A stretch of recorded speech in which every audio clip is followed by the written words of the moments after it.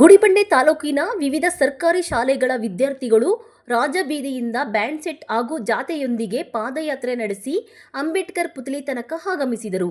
ಈ ಸಂದರ್ಭದಲ್ಲಿ ವಿದ್ಯಾರ್ಥಿಗಳು ರಸ್ತೆ ಸುರಕ್ಷತೆ ಕುರಿತು ಘೋಷಣೆಗಳನ್ನು ಕೂಗುತ್ತಾ ಸಾರ್ವಜನಿಕರಲ್ಲಿ ಜಾಗೃತಿ ಮೂಡಿಸಿದರು. ಪಾದಚಾರಿಗಳು, ವಾಹನ ಚಾಲಕರು ರಸ್ತೆ ನಿಯಮಗಳನ್ನು ಪಾಲಿಸಬೇಕು ಎಂಬ ಸಂದೇಶವನ್ನು ಮಕ್ಕಳು ಜಾಥೆಯ ಮೂಲಕ ಸಾರಿದರು.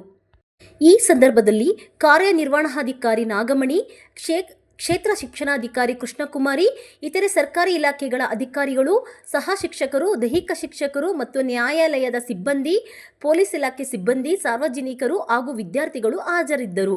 ವರದಿ ಮೊಹಮ್ಮದ್ ನಾಸೀರ್, ಗುಡಿಬಂಡೆ. ದ್ವಿಚಕ್ರ ವಾಹನರಿಗೆ ಹೆಲ್ಮೆಟ್ ಎಷ್ಟೊಂದು ಮುಖ್ಯ ಅನ್ನೋದ್ರ ಬಗ್ಗೆ ಹಲವಾರು ವಿಷಯಗಳನ್ನ ತಿಳಿಸಿಕೊಟ್ಟಂತಹ ಮಾನ್ಯ ಉಪನಿರ್ದೇಶಕರಿಗೆ ಧನ್ಯವಾದಗಳನ್ನು ಹೇಳ್ತಾ, ಈಗ ಈ ಒಂದು ಮಾಸಾಚರಣೆಯ ಪ್ರಯುಕ್ತ ಹಮ್ಮಿಕೊಂಡಿರುವ ಈ ಒಂದು ಅಭಿಯಾನದಲ್ಲಿ ನಮ್ಮ ಇಒ ಮೇಡಮ್ ಅವರು ಒಂದು ಎರಡು ಮಾತುಗಳನ್ನು ಆಡಬೇಕು ಅಂತ ಹೇಳ್ಬಿಟ್ಟು ಅವರಲ್ಲಿ ಮನವಿ ಮಾಡ್ತಾ ಇದ್ದಾರೆ.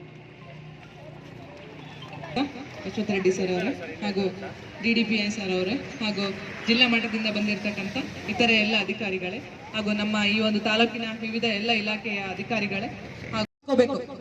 ಯಾಕಂದ್ರೆ ನಿಮಗೆ ಗೊತ್ತಿಲ್ಲ,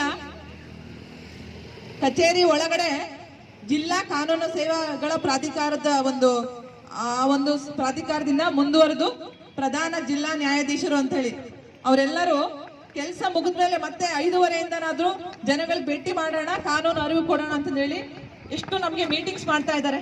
ತಾಲೂಕು ಕಾನೂನು ಸೇವಾ ಸಮಿತಿಯವರು, ಎಲ್ಲ ಇಲಾಖೆಯವರು ಒಗ್ಗಟ್ಟಿಂದ ಒಂದೊಂದು ವೇದಿಕೆಯನ್ನ ಕ್ರಿಯೇಟ್ ಮಾಡಿ ನಮ್ಮನ್ನು ಕರೆಸಿ ಜನ ಸೇರಿಸಿ ನಾವು ಕಾನೂನು ಅರಿವು ಕೊಡೋಣ ಅಂತ ಹೇಳಿ ಹೇಳ್ತಾ ಇದ್ದಾರೆ.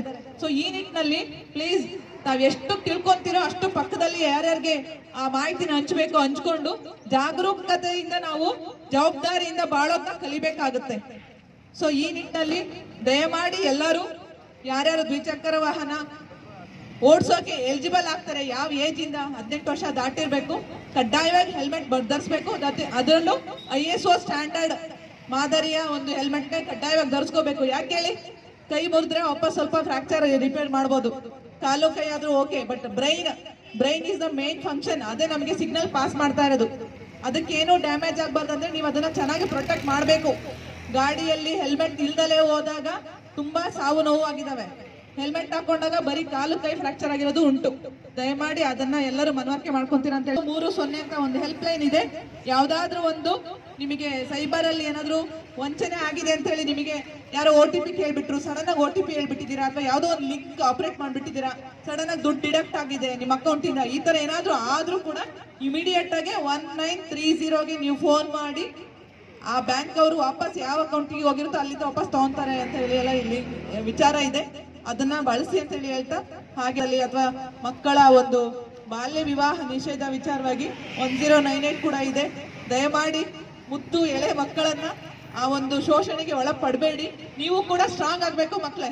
ಸೊ ಈ ಒಂದು ವಿಚಾರಗಳೆಲ್ಲ ತಿಳಿಸ್ತಾ ಈ ಒಂದು ಸಮಾರಂಭದಲ್ಲಿ ನನಗೆ ಈ ಕಾರ್ಯಕ್ರಮದಲ್ಲಿ ಭಾಗವಹಿಸತಕ್ಕಂಥ ವಕೀಲ ಮಾಹಿತಿ ಇದೆ ಅನ್ಕೊಳ್ತೇನೆ. ನಾವು ಮೊನ್ನೆ SP ಸಾಹೇಬರು DC ಸಾಹೇಬರು ಮೀಟಿಂಗ್ ಇದ್ದಾಗ ಅಲ್ಲಿ ಚರ್ಚೆ ಆಯಿತು. ಒಂದೇ ದಿವಸದಲ್ಲಿ ನಮ್ಮ ಚಿಕ್ಕಬಳ್ಳಾಪುರದಲ್ಲಿ 8 ಲಕ್ಷನ ಫೈನ್ ವಸೂಲಾಗಿದೆ, ಹೆಲ್ಮೆಟ್ ಕಡ್ಡಾಯ ಮಾಡಲ್ಲ ಒಂದೇ ದಿವಸದಲ್ಲಿ. ಸೊ ಹಾಗಾಗಿ ಎಷ್ಟು ನಾವು ಅದನ್ನು ಫಾಲೋ ಮಾಡ್ತಾ ಇರಲಿಲ್ಲ, ಎಷ್ಟು ನೆಗ್ಲೆಕ್ಟ್ ಆಗಿಕೊಂಡು ಅದರಲ್ಲೇ ಗೊತ್ತಾಗ್ತದೆ. ಇದರ ಜೊತೆಗೆ ಆಕ್ಸಿಡೆಂಟ್ ಪ್ರಮಾಣ ಮತ್ತು ಆಕ್ಸಿಡೆಂಟಿಂದ ಆಗ್ತಕ್ಕಂಥ ಒಂದು ಕಾಲು ಕೈ ಹೇಗಾಗ್ತಕ್ಕಂಥದ್ದು, ಗುಣ ಆಗ್ತಕ್ಕಂಥದ್ದು ಅಥವಾ ಡೆತ್ ಆಗ್ತಕ್ಕಂಥ ಪ್ರಮಾಣ ವರ್ಷದಿಂದ ವರ್ಷಕ್ಕೆ ನಮ್ಮ ಜಿಲ್ಲೆಯಲ್ಲಿ ತುಂಬ ಜಾಸ್ತಿ ಆಗ್ತಾ ಇದೆ. ಈ ವರ್ಷ ಸುಮಾರು 955 ಪ್ರಕರಣಗಳು ಕಂಡು ಬಂದಿದ್ದೇವೆ. ಕಳೆದ ಬಾರಿ ಕಂಪೇರ್ ಮಾಡಿಕೊಂಡು ಭಾಳ ಜಾಸ್ತಿ 700 ಚಿಲ್ಲರೆ ಇತ್ತು ಲಾಸ್ಟ್ ಇಯರು. ಅದು ಎವರಿ ಇಯರ್ ರೈಸ್ ಆಗ್ತಕ್ಕಂಥ ತಿಳಿದುಬಂದು ಈ ಒಂದು ಸಪ್ತಾಹ ಆಚರಣೆ ಮಾಡಿ ಜಿಲ್ಲಾ ಕಾನೂನು ಘಟಕದಿಂದ ಮತ್ತು ಎಲ್ಲ ವಕೀಲ ಸಂಘದ ನಮ್ಮ ಜಡ್ಜ್ ಸಾಹೇಬರು ತೀರ್ಮಾನ ಮಾಡಿ ಇದು ಅವೇರ್ನೆಸ್ ಕ್ರಿಯೇಟ್ ಮಾಡಿ ಎಲ್ಲ ಜನಗಳಿಗೂ ತಿಳುವಳಿಕೆಯನ್ನು ಮೂಡಿಸುವ ದೃಷ್ಟಿಯಿಂದ ಈ ಕಾರ್ಯಕ್ರಮ ಹಮ್ಮಿಕೊಳ್ಳೋದು ಭಾಳ ಅತ್ಯುತ್ತಮ ಕಾರ್ಯಕ್ರಮ ಅಂತ ನಾನಾದರೂ ಭಾವಿಸ್ತೀನಿ. ನಮ್ಮ ಎಲ್ಲ ಶಾಲಾ ಕಾಲೇಜುಗಳಲ್ಲಿ ಈ ಒಂದು ಟ್ರಾಫಿಕ್ ರೂಲ್ಸ್ ಬಗ್ಗೆ, ಟ್ರಾಫಿಕ್ ಸಿಗ್ನಲ್ ಬಗ್ಗೆ, ಆಕ್ಸಿಡೆಂಟ್ ಬಗ್ಗೆ ಆಗ್ತಕ್ಕಂಥ ಇದ್ರ ಬಗ್ಗೆ ತಿಳುವಳಿಕೆಯನ್ನು ನಮ್ಮ ಶಿಕ್ಷಕರು ನೀಡ್ತಾ ಇದ್ದಾರೆ. ನಾವೆಲ್ಲ ಸುತ್ತೋಲೆ ಮತ್ತು ಮಾರ್ಗದರ್ಶನವನ್ನು ನೀಡಿದ್ದೀವಿ, ಅವ್ರಿಗೆ ಆ ಪ್ರಕಾರ ಮಾಡ್ತಾ ಇದ್ದಾರೆ ಅಂತ ಹೇಳ್ತಾ, ಬೇಕಂದ್ರೆ 18 ವರ್ಷದ ಮೇಲ್ಪಟ್ಟಾಗಿರಬೇಕು. ನೀವು ವಿತೌಟ್ ಲೈಸೆನ್ಸ್, ವಿತೌಟ್ ಡಾಕ್ಯುಮೆಂಟ್ ಗಾಡಿದು ಮತ್ತೆ ಯಾವುದೇ ರೀತಿಯಾಗಿ ಇನ್ಶೂರೆನ್ಸ್ ಇಲ್ಲದೆ ಸುಮಾರು ಜನ ಹೆಣ್ಣು ಮಕ್ಳು ಇರ್ಬೋದು ಗಂಡು ಮಕ್ಳು ಇರ್ಬೋದು ಗಾಡಿಗಳು ಓಡಿಸ್ತಕ್ಕ ನಾವು ಕಣ್ಣಾರೆ ನೋಡಿದ್ದೀವಿ. ದಯವಿಟ್ಟು ಅದು ತಪ್ಪು. ಯಾಕೆ ಅಂತ ಹೇಳಿದ್ರೆ ನಾಳೆ ಬೆಳಿಗ್ಗೆ ಏನಾದರೂ ನಿಮಗೆ ಆ ಒಂದು ಗಾಡಿ ಓಡಿಸೋಂಥ ಒಂದು ಸಮಯದಲ್ಲಿ ನಿಮ್ಮ ಅದೃಷ್ಟ ಚೆನ್ನಾಗಿದ್ರೆ ಪರವಾಗಿಲ್ಲ. ಇನ್ ಕೇಸ್ ಏನಾದರೂ ದುರಾದೃಷ್ಟವಶಾತ್ ಏನಾದರೂ ಆಕ್ಸಿಡೆಂಟ್ ಆಗಿ ನಿಮ್ಮ ತಲೆಗೋ ಕಾಲ್ಗೋ ಏನಾದರೂ ಪೆಟ್ಟಾದಂಥ ಸಮಯದಲ್ಲಿ ಅಕಸ್ಮಾತ್ ಏನಾದರೂ ಬೇರೆ ಗಾಡಿಗೆ ಏನಾದರೂ ಆಕ್ಸಿಡೆಂಟ್ ಮಾಡಿ ನೀವೇನಾದರೂ ಮರಣ ಹೊಂದಿದ ಸಮಯದಲ್ಲಿ ನಿಮಗೆ ಯಾವುದೇ ರೀತಿಯಾದ ಒಂದು ಇನ್ಶೂರೆನ್ಸ್ ಕ್ಲೈಮ್ ಮಾಡೋದಕ್ಕೆ ಕೂಡ ಯಾವುದೇ ಇನ್ಶೂರೆನ್ಸ್ ಇದಕ್ಕೆ ಆಫೀಸ್ಗೆ ಯಾವುದೇ ರೀತಿಯಾಗಿ ರೈಟ್ ಇರಲ್ಲ. ದಯವಿಟ್ಟು ಇದನ್ನ ನೀವು 18 ವರ್ಷದ ತನಕ ಯಾವುದೇ ರೀತಿಯಾದ ಗಾಡಿಯನ್ನು ಓಡಿಸೋದಕ್ಕೆ ನೀವು ಅರ್ಹರಲ್ಲ. ಮತ್ತೆ ಅದೇ ರೀತಿಯಾಗಿ ಇಲ್ಲಿ ನಾವು ನೋಡ್ತಾ ಇರ್ತೀವಿ, ಕೆಲವರು ಏನ್ ಮಾಡ್ತಾರೆ, ಗಾಡಿ ಓಡಿಸ್ಕೊಂಡ್ ಬರ್ತಾ ಇರ್ತಾರೆ, ಹೆಲ್ಮೆಟ್ ತಗೊಂಡ್ಬಂದಿರ್ತಾರೆ. ಹೆಲ್ಮೆಟ್ ತಗೊಂಡ್ಬಂದು ಗಾಡಿಗೆ ಮುಂದೆ ಹ್ಯಾಂಡ್ ತಗಲಾಕೊಂಡು ಗಾಡಿ ಓಡಿಸ್ಕೊಂಡು ಹೋಗ್ತಾ ಇರ್ತಾರೆ. ಇನ್ನೊಂದೇನಪ್ಪಾ ಅಂತ ಹೇಳಿದ್ರೆ, ಇಲ್ಲಿ ಅಡ್ಡಾದಿಡ್ಡಿ ಬರ್ತಾ ಇರ್ತಾರೆ. ಅಡ್ಡಾದಿಡ್ಡಿ ನಮ್ಮ ಏನು ಟ್ರಾಫಿಕ್ ರೂಲ್ಸ್ ಇದೆ ಅದನ್ನು ಯಾರು ಕೂಡ ಫಾಲೋ ಮಾಡ್ತಾ ಇಲ್ಲ. ನಾವು ಯಾವತ್ತೂ ಕೂಡ ಗಾಡಿಯಲ್ಲಿ ಹೋಗ್ಬೇಕಂದ್ರೆ ಎಡಗಡೆನೆ ಚಾಲನೆ ಮಾಡ್ಕೊಂಡು ಹೋಗ್ಬೇಕು. ಮತ್ತೆ ಮುಂದೆ ಏನು ಮಿರರ್ಗಳಿರ್ತದೆ ಆ ಮಿರರ್ನ ಚೆನ್ನಾಗಿ ಫಾಲೋ ಮಾಡಬೇಕು. ಹಿಂದೆ ಯಾವ ತರ ಗಾಡಿ ಬರ್ತಾ ಇದೆ